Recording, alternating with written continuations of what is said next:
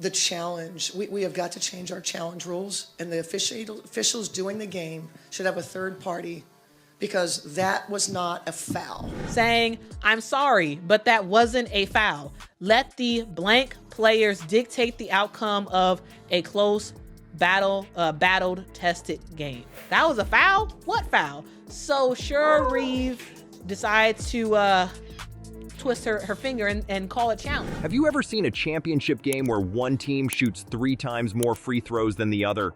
That's exactly what happened in the WNBA Finals, and the numbers are just the beginning of this story. When we started digging into what really went down, we found something that nobody's talking about yet. So, did you click the subscribe button? Great! Thank you so much. Now back to the video. I've spent the last 24 hours analyzing every single controversial call from this game, and what I discovered will change how you see everything that happened. The Stewart foul wasn't just a random bad call. It was part of a pattern that goes deeper than anyone realized. LeBron James was watching the WNBA Finals just like millions of others when something made him grab his phone. At 10:57 p.m., right after that controversial call, he couldn't stay quiet anymore. His tweets started blowing up instantly. We're talking thousands of retweets every minute, the engagement numbers shooting through the roof faster than anyone had ever seen for a WNBA-related post. But here's what's wild. LeBron wasn't alone. Just 1 minute later, Damian Lillard jumped in, and he didn't hold back. Refs called this game like they knew the assignment in the second half, boy. Great game. The sarcasm in Dame's tweet was impossible to miss. Then Isaiah Thomas dropped the hammer with, "They low-key cheated for New York, but I get it, LOL." 3 NBA superstars, all saying what everyone was thinking, but nobody expected them to actually say it. Think about this for a second. These weren't just random fans complaining about refs. These were some of the biggest names in basketball, putting their reputations on the line to call out what they were seeing. The video of that controversial call started spreading like wildfire, with fans watching it side by side with LeBron's tweet, breaking down every frame, every movement. Social media absolutely exploded. And I know all the headlines will be Reeve cries foul. Bring it on, right? Bring it on. Because this shit was stolen from us. There was 6 seconds left in the game. Again, 2-point game. The Liberty call a timeout. You couldn't scroll for 2 seconds without seeing someone sharing the clip, adding their take, or responding to one of these NBA stars. Comments were pouring in so fast that Twitter could barely keep up. Basketball fans who'd never watched a WNBA game before were suddenly deep in the debate, analyzing replays and sharing their thoughts. This wasn't just another controversial call anymore. This turned into the most talked about moment in WNBA history. The conversation wasn't just about basketball anymore. It was about integrity, fairness, and the future of the sport. When LeBron speaks up about officiating, people listen. But when he does it during the WNBA Finals and other NBA stars immediately back him up, that's when you know something serious is going down. And remember, this was happening in real time, while the game was still being played. Players on the court had no idea that their game was becoming the biggest story in basketball, with NBA superstars essentially calling out the refs on their behalf. But LeBron wasn't just talking about one bad call. All eyes were on the court, but nobody caught it in real time. 4 steps. That's right. In those final moments before the controversial foul, something happened so fast that even the refs missed it. Let's roll that tape back and see what LeBron spotted that changed everything. Let's break this down moment by moment. We're looking at the final 5 seconds of a 2-point game. Stewart's got the ball, the Liberty need this possession, and everything's about to change. Watch her feet closely as we slow this down. 1 step, 2 steps, 3. Wait, is that 4 steps without a dribble? In real time, it was impossible to catch, but in slow motion, it's right there.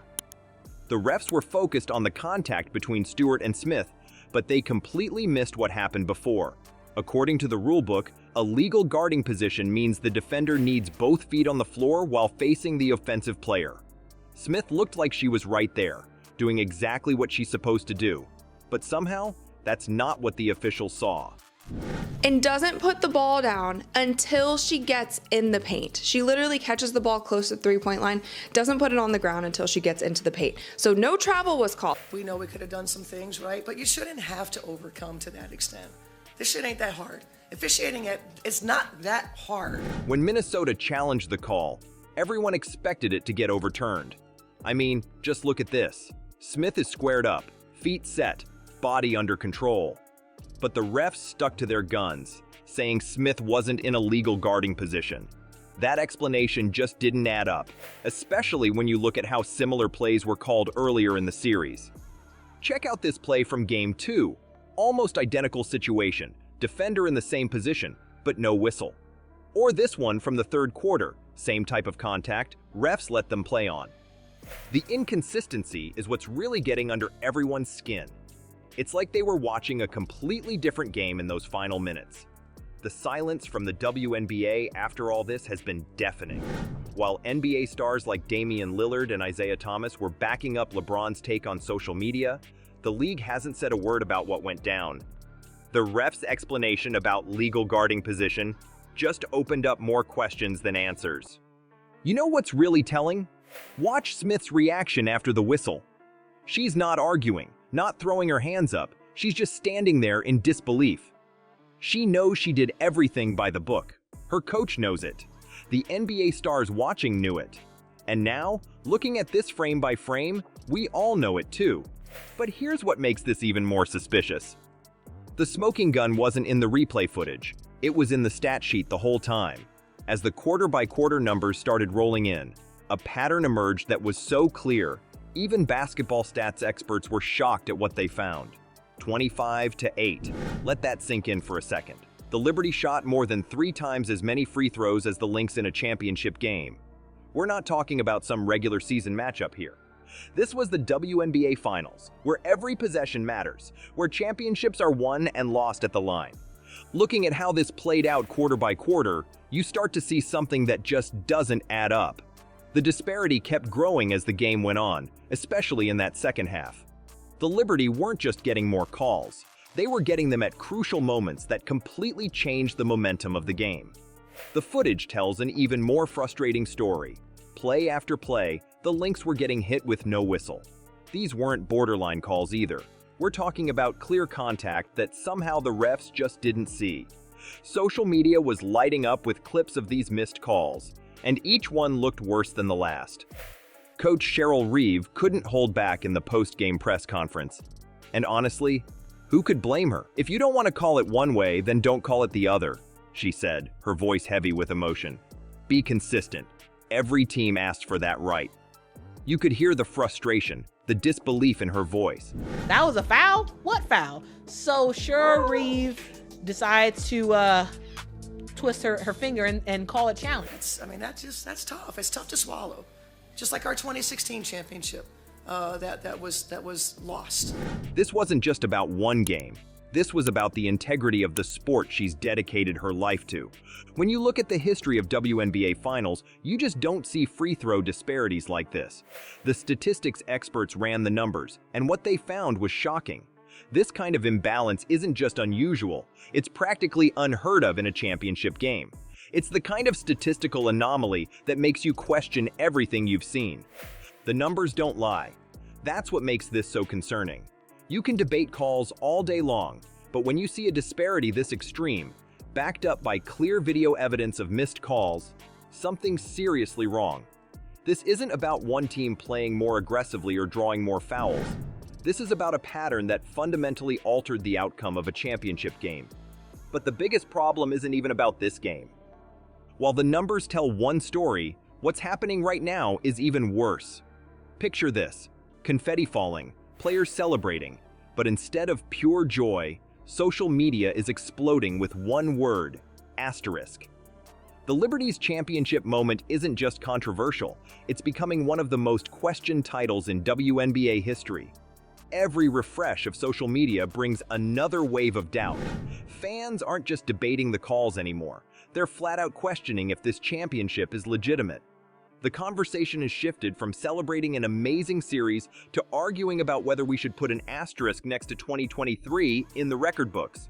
When you've got comments flooding in faster than highlights, calling this title tainted, has the power to change the outcome of arguably the most important game for the entire WNBA. You know, I mean, congratulations to the Liberty on their first championship. Been around, I don't know, how long has the league been around? 28 years? It took them 28 years. Congrats to them. you know something's seriously wrong. What makes this hit even harder is how it's affecting the players themselves. The Liberty players, who fought all season for this moment, now have their biggest achievement overshadowed by controversy. Meanwhile, the Lynx players are left wondering what could have been if the whistle had blown differently. Nobody wins when a championship gets wrapped in this kind of controversy. The timing couldn't be worse for the WNBA. The league's been riding a wave of growing popularity, with viewership numbers climbing higher than ever before. But now, every new fan who tuned in for these finals just watched a championship game where the officiating became the biggest story. That's not the kind of first impression any league wants to make. We've seen controversial championships before in sports, and they never age well. Think about the 2002 NBA Finals or the 2016 World Series. Years later, people still bring up the officiating whenever these games come up. That's the kind of shadow that could hang over this WNBA title for years to come. When Damian Lillard says the refs called this game like they knew the assignment, and Isaiah Thomas straight up suggests they low-key cheated for New York, that's the kind of talk that sticks around. The really scary part? This isn't just about one game or even one series anymore. This is about the credibility of the entire league. When fans start questioning if what they're watching is fair, that's when you've got a serious problem on your hands. The WNBA was building something special, with more eyes on the game than ever before. But now they're facing a credibility crisis that could undo years of progress if they don't address it head-on. Here's what needs to happen next. That isn't called often, not in legal guarding position. Right? So I tell these guys, you know, for whatever reason it didn't work out, right? It just doesn't feel right. Looking at everything we've uncovered, the free throw disparity, the missed calls, the NBA stars speaking up, it's clear the WNBA needs to make some serious changes. When someone like Coach Reeves says, if you don't want to call it one way, then don't call it the other. Be consistent. Every team asks for that. You know this isn't just about one bad night of officiating. The WNBA could learn from other leagues here. They need a better challenge system, more transparency in their officiating reviews, and most importantly, consistency in how games are called. Without these changes, we'll keep seeing moments like this that damage the league's credibility and overshadow the amazing talent on the court. The integrity of the game is at stake here, and the WNBA can't afford to let these questions about officiating linger. The players deserve better, the fans deserve better, and the sport deserves better.